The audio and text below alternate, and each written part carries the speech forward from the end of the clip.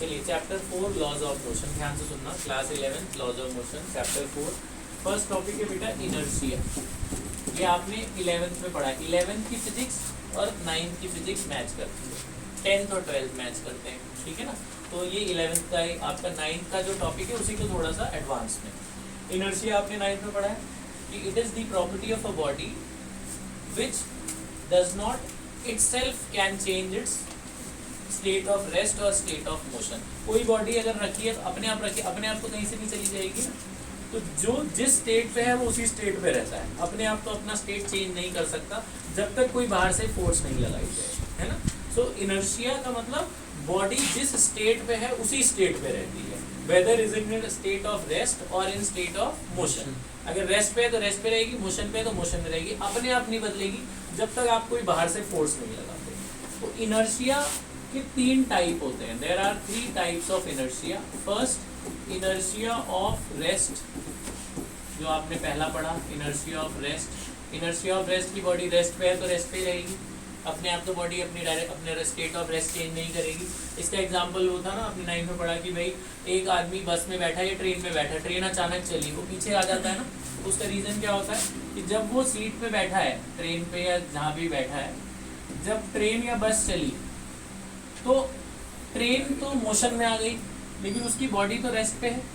जो लोअर वाला पोर्शन है वो उसके साथ कनेक्टेड है, वो भी चलने लग गया, लेकिन यहाँ तक मोशन पहुँचने में टाइम लगेगा ना।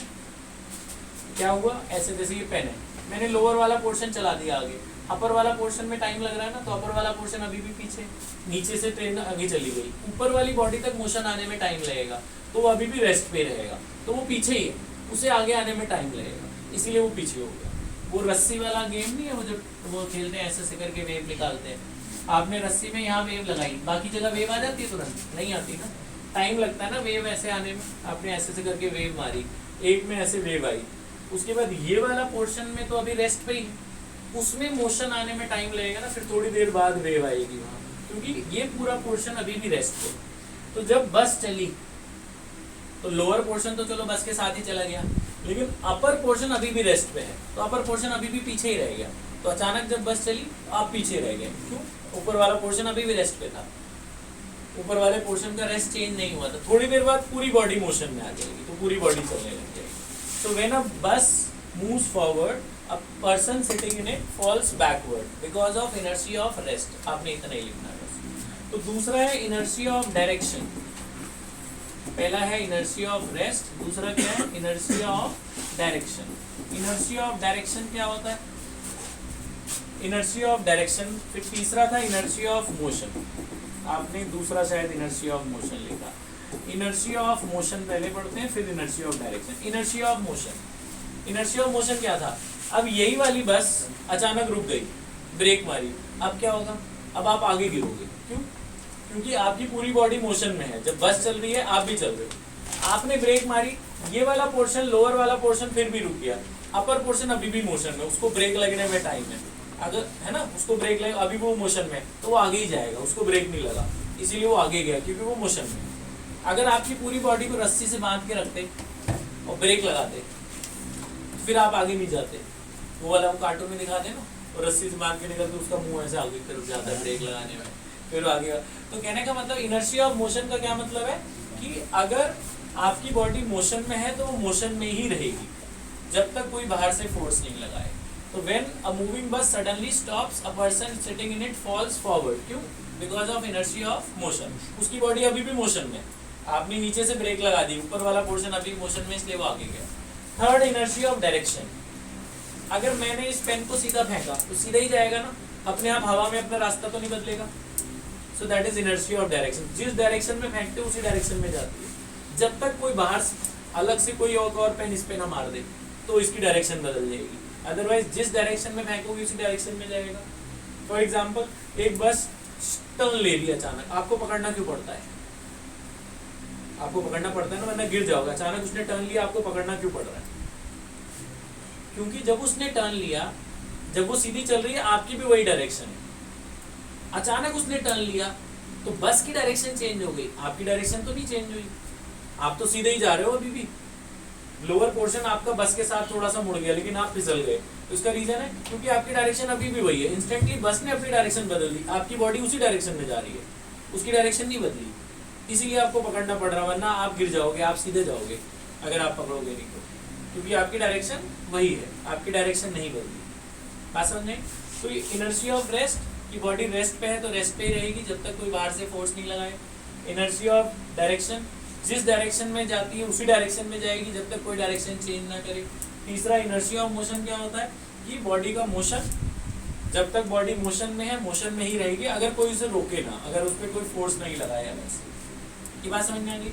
फिर आपने पढ़ा अगला टॉपिक 9th में ही पढ़ा है मोमेंटम। मोमेंटम, मोमेंटम को किससे डिनोट करते हैं? P से। मोमेंटम क्या होता है? Product of mass and velocity. SI unit of momentum आप खुद निकाल लो यहाँ से, बोलो एसआई यूनिट ऑफ मोमेंटम। मास का यूनिट क्या होता है? किलोग्राम। वेलोसिटी क्या होता है? मीटर पर सेकंड। डायमेंशन भी आप अब से आप हर क्वांटिटी का दो चीजें लिखोगे, यूनिट और डायमेंशन। डायमेंशन, मास क्या होता है? m, वेलोसिटी क्या होता है? LT माइनस 1, तो डायमेंशन क्या बना? MLT माइनस 1, है ना? मोमेंटम आपने पढ़ा। इसी मोमेंटम के हिसाब से न्यूटन ने 3 लॉ दिए, तो न्यूटन्स 3 लॉज ऑफ मोशन। तो 2 लॉ अभी कर लेते हैं, तीसरा नेक्स्ट उसमें कर लेते हैं।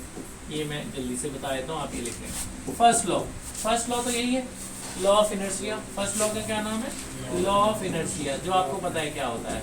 इनर्शिया का लॉ, इनर्शिया की डेफिनेशन लिख देना कि बॉडी रिमेन एट रेस्ट और in uniform motion unless any external force is applied. दूसरा सेकेंड लॉ, सेकेंड लॉ का कोई वैसे नाम नहीं है, आपको याद रखना है कि जो फोर्स बॉडी पे लगाओगे, जितना फोर्स लगाओगे उतना मोमेंटम बदलेगा। ये है सेकेंड लॉ की अब 11th की statement. Force is directly proportional to dp by dt। ये क्या है? Change in momentum upon change in time. d मतलब चेंज, तो ये स्टेटमेंट है। प्रोपोर्शनैलिटी हटाते तो क्या आ जाता है? k। dp by dt में ये जो k है इसकी वैल्यू 1 होती है। dp का क्या मतलब होता है बेटा? dp मतलब फाइनल मोमेंटम माइनस इनिशियल, और dt मतलब चेंज इन टाइम को अगर t ले लें, पहले 0 सेकंड था, 0 से t तो t माइनस 0 t हो गया। ये छोटी सी डेरिवेशन टाइप है, देख लो जरा इधर ब्रेडबोर्ड की तरफ देखिए इधर। अच्छा, k की वैल्यू 1 होती है बेटा। मोमेंटम क्या होता है? Mass into velocity. ये फाइनल मोमेंटम है तो मास इनटू फाइनल वेलोसिटी। ये इनिशियल मोमेंटम है तो क्या होगा? Mass into initial velocity divide by time. m common आ रहा है, क्या बचेगा? v minus u divide by t. आपको पता है ये एक्सेलरेशन होता है। एक्सेलरेशन क्या होता है? v minus u by T.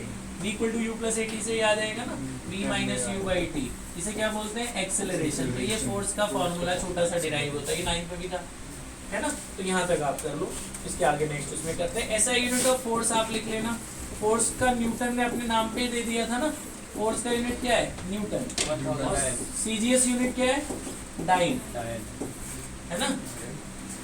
CGS unit क्या है? डाइन। 1 न्यूटन में कितने डाइन? 10 की पावर 5 डाइन, है ना? ये लिख लो आपको, पॉज करिए।